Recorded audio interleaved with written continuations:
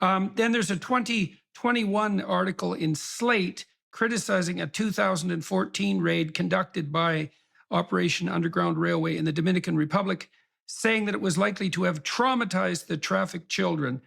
Anne Gallagher, an authority on human trafficking, wrote in 2015 that OUR had an alarming lack of understanding about how sophisticated criminal trafficking networks must be approached and dismantled, and called the work of OUR arrogant, unethical, and illegal. So, Anne, have a way at that.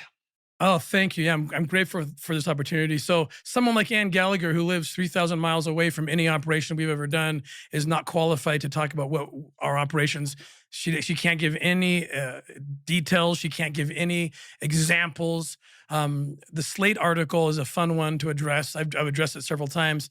Early on, we brought a blogger down to watch our operations. We invite people down. Like Tony Robbins has been down.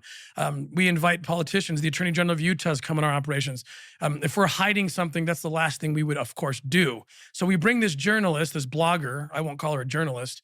And we thought she was a friend, and she came and watched a legitimate operation happen in Dominican Republic. There were 7 traffickers who showed up, 7 traffickers arrested. There were 20 plus people rescued. 9 of them were children. You can't always control who shows up to the sting party. The traffickers bring who they will, but 9 children showed up. They were all liberated from the control of their captors.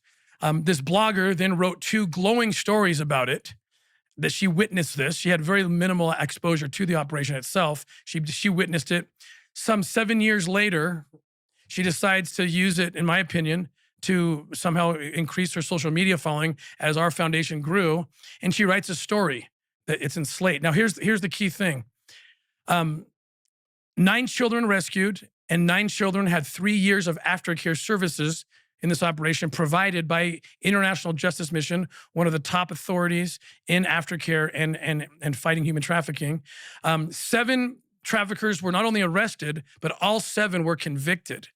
So she chose the wrong case to criticize. Now, tellingly, if anyone's going to write a story about that operation, good, bad, or otherwise, and they leave out the part that says 7 traffickers were arrested and 7 traffickers were convicted, and 9 children were liberated and had 3 years of aftercare to heal them. If you leave that part out, either you are extremely incompetent as a researcher and writer, or you're a liar.